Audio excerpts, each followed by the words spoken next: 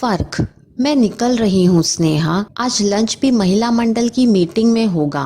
रात का भी ठीक से कुछ से तय नहीं है। मैं फ़ोन करके बताऊंगी, पापा जी आ जाए तो। अपनी बहू स्नेहा को ये निर्देश देते हुए अहिल्या जी अपना पर्स स्पीच के पेपर समेटते हुए बोली, जी मम्मी जी, आप परेशान मत होइए, मैं सब समय से कर लूँगी। स्नेहा ने किचन से ही आवाज़ लगाई। अहिल्या जी शहर के बड़े महिला मंडल क्लब की अध्यक्ष हैं। सोशल इवेंट्स में जाना, जोरदार स्पीच देना, सामाजिक कार्य करना उनका प्रिय शगल है। पतिदेव का बड़ा कपड़ों का व्यवसाय है। एक बेटी आकांक्षा और बेटा शौर्य।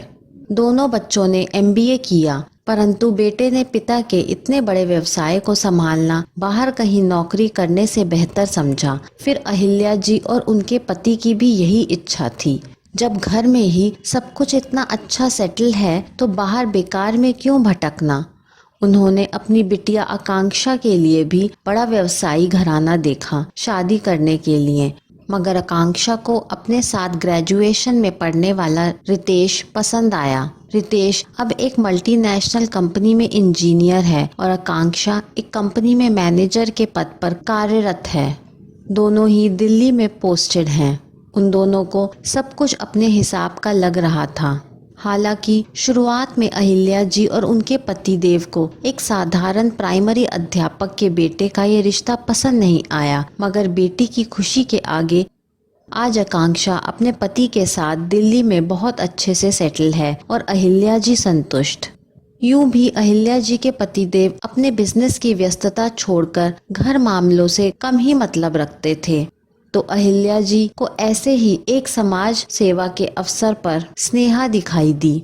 गरीब विधवा माँ ने 2 बेटियों को बड़े संघर्ष से पढ़ा लिखा कर बड़ा किया था। समाज के होनहार बच्चों को पुरस्कार वितरित करने गई थी और एमबीए की टॉपर स्नेहा पुरस्कार देते देते पसंद आ गई। हालांकि उन्होंने बेटे शौर्य से पूछा कि उसे कहीं कोई उसके सहमति के साथ स्नेहा के घर पूरी ठसक के साथ रिश्ता लेकर पहुंची। गरीब माँ की आंखों से तो खुशी और अविश्वास के आंसू झरझर बह निकले। शादी हुई, समाचार पत्रों में छपा कि समाज सेविका अहिल्या जी ने इतने गरीब घर की लड़की को अपने घर की बहू बना लिया है। मतलब ये कि उनके इस उदाहरणपूर्ण काम की खूब वाहवाही हुई। अरे चाहती तो किसी बड़े घर की लड़की ले आती, मगर और अहिल्या जी ने ये घाटे का सौदा आखिर किया क्यों। अरे भाई घाटे का कहाँ, जो कहती हैं वो भाग कर पूरा करती है, पूरा घर संभालती है। अब नौकर चाकरों पर निर्भरता कम हो गई। एहसास के बोझ तले दबी रहती है, कभी जबान नहीं खोलती। जो सबके खाने के बाद बचता है चुपचाप खा लेती है, और उसके सारे जेवर तो उन्होंने समाज को दिखाने के लिए दिए थे। शादी के बाद ही ले लिए और कहा हम समाज सेवा से जुड़े लोगों को साधारण रूप से ही रहना चाहिए। स्नेहा कभी कुछ नहीं कहती, कुछ नहीं पूछती। अहिल्या जी को सुंदर सुंदर हीरे के गहने पहनते देखती तो उसकी कसक को मन में ही दबाकर रह जाती। लो बताओ, कहीं और शादी करती तो ऐसी ऑल इन वन बहू मिलती क्या। अहिल्या जी तो बहू स्नेहा से बड़े प्रेम से बातें करती, साथ बैठाकर बिटिया की पिक्स दिखाती। देखो जरा आकांक्षा को कितनी प्यारी लग रही है ना। और स्नेहा अपनी ननंद रानी की इतने डिजाइनर छोटे छोटे कपड़ों में सोशल मीडिया में डाली फोटो देखकर आश्चर्यचकित रह जाती। उसके तो बचपन से ही पिता नहीं थे, इस तरह रहना कभी आया ही नहीं। बस 2 सूट को ही धोते पहनते पूरा कॉलेज निपट गया। आज इतने बड़े घर में शादी हो गई है, उसका भी जी चाहता था मम्मी जी मुझे भी कुछ अच्छे अच्छे से डिजाइन के कपड़े दिला देती, मगर मम्मी जी की सख्त हिदायत है कि घर में कायदे से पिनअप करके साड़ी पहनकर रहना है। घर में 10 लोगों का आना जाना लगा रहता है, आखिर उनकी भी समाज में कुछ इज्जत है। और शौर्य ने भी कह दिया घर में वैसे ही होगा जैसा मम्मी चाहेगी। और आज तो अहिल्या जी को अपने क्लब में महिलाओं के साथ समान व्यवहार पर ही भाषण देना है। बेटी और बहू में कोई फर्क नहीं करना चाहिए। वो आज समाज को बता कर रहेंगी। फिर उनसे बढ़कर सामाजिक समानता का उदाहरण रखने वाला कौन होगा। आखिर इतने गरीब घर की लड़की को उन्होंने अपने घर की बहू बनाया है। और आज अहिल्या जी ने स्नेहा से कहा, दोपहर में पापा जी और शौर्य को खाना खिलाकर तुम भी आ जाना। हाँ, कायदे से तैयार होकर। आखिर सब देखें तो हम अपनी बहू को कैसे रखते हैं।